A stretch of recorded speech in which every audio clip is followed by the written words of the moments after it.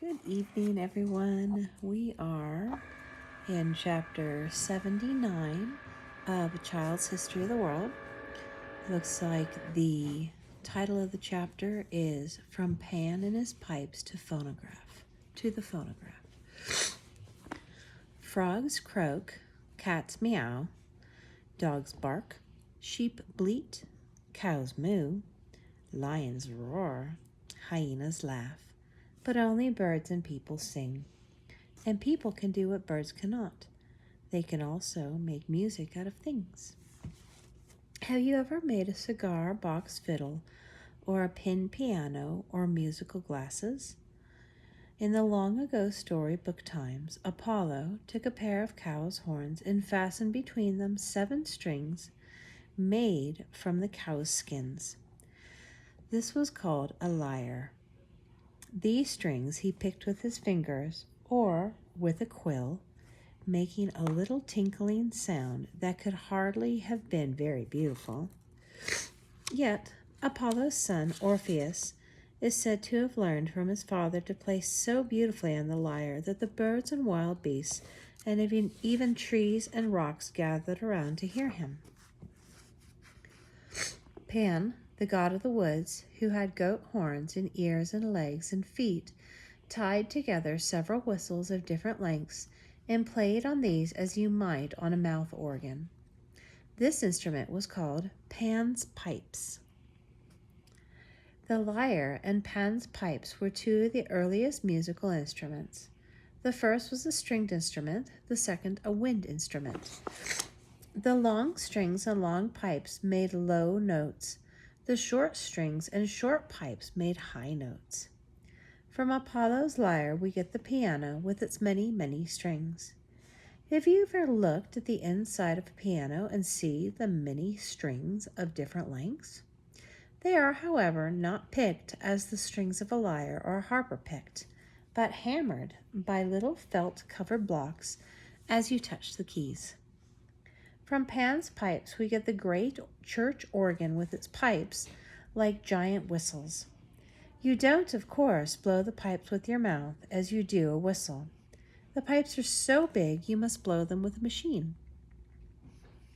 We know what the instruments in olden times were like, but we don't know what the music that people made was really like. There were no phonographs or tapes to bottle up the sound when uncorked 1,000 years later to pour forth the old notes once again. The music went off into thin air and was lost.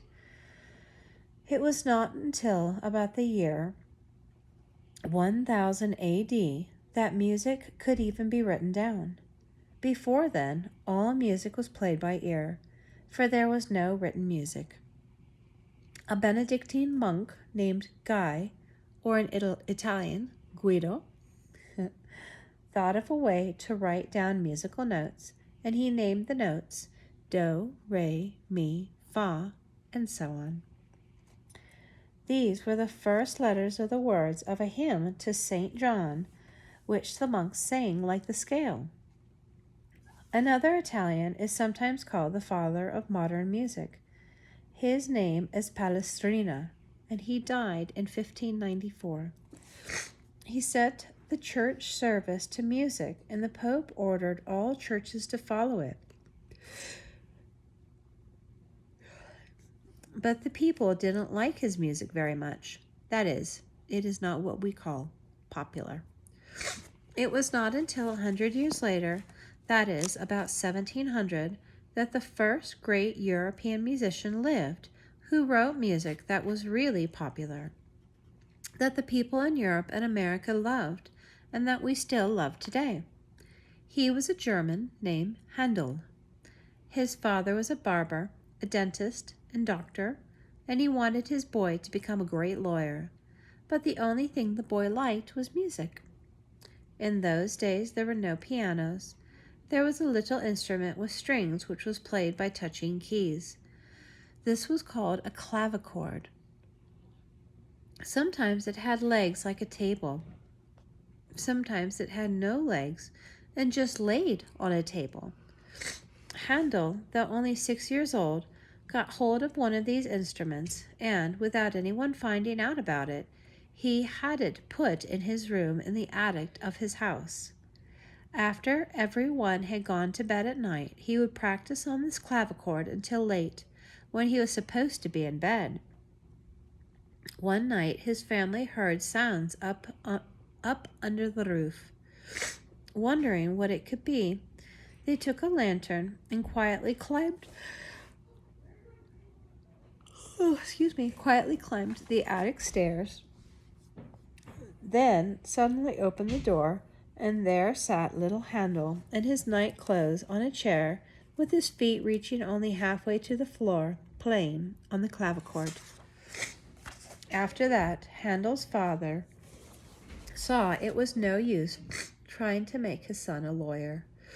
He got teachers for him, and before long the boy amazed the world with his playing. He went to England, lived there, became an Englishman, and when he died, the English people buried him in Westminster Abbey, a church in which famous Englishmen were buried. Handel set parts of the Bible to music. These songs, with the Bible words to be sung by a chorus or of voices, were called oratorios, and one of these oratorios, named The Messiah, is sung almost everywhere at Christmas time. In addition to his religious music, Handel wrote 46 operas. That is a whole lot of operatic stuff. There, blow my nose real quick, sorry.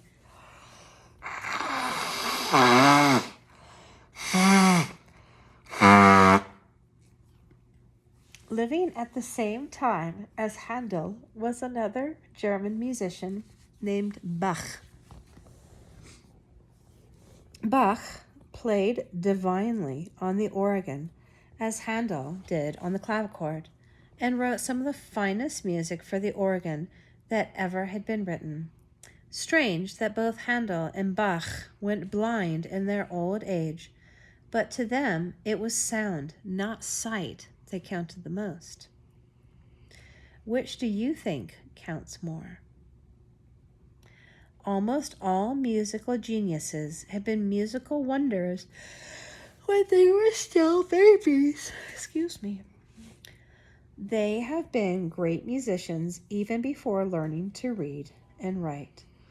One such genius was born just before Bach and Handel died. He was an Austrian named Mozart. Mozart, when only 4 years old, played the piano wonderfully. He also wrote music, composing, it is called, for others to play. Mozart's father and sister played very well, so the three went on a concert tour. Mozart, the boy wonder, played before the Empress.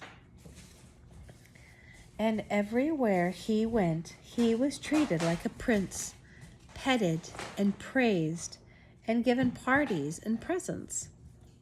He grew up and married, and ever after he had the hardest kind of time trying to make a living.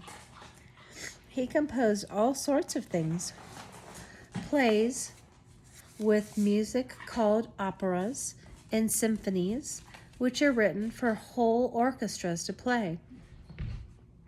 But he made so little money that when he died, he had to be buried where they put people who were too poor to have a grave for themselves alone.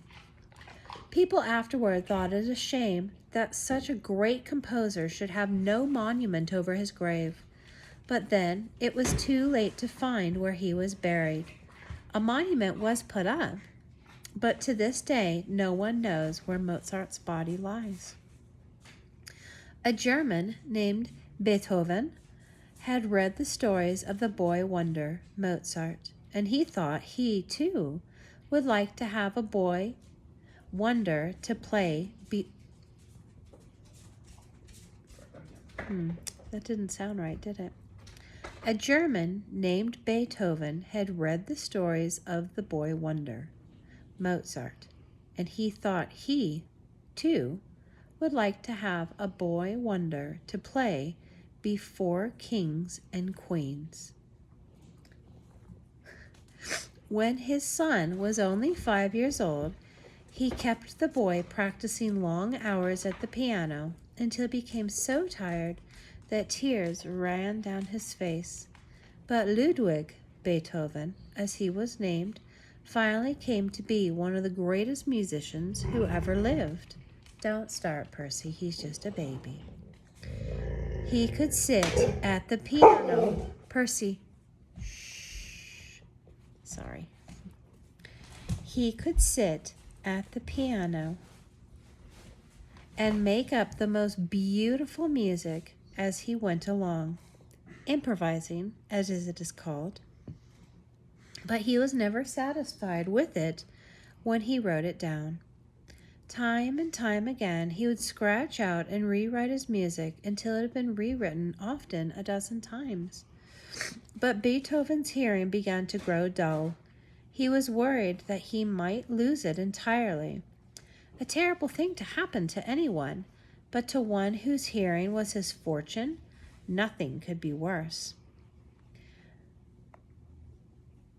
At last, he did become deaf. This loss of hearing made Beethoven hopelessly sad and bad-tempered, cross with everyone and everybody. Nevertheless, he didn't give up. He kept on composing just the same, even after he could no longer hear what he had written. I mean, at that point, with being so prolific a creator, he could probably hear it in his head. Another great and unusual German musician was Wagner, who lived until 1883.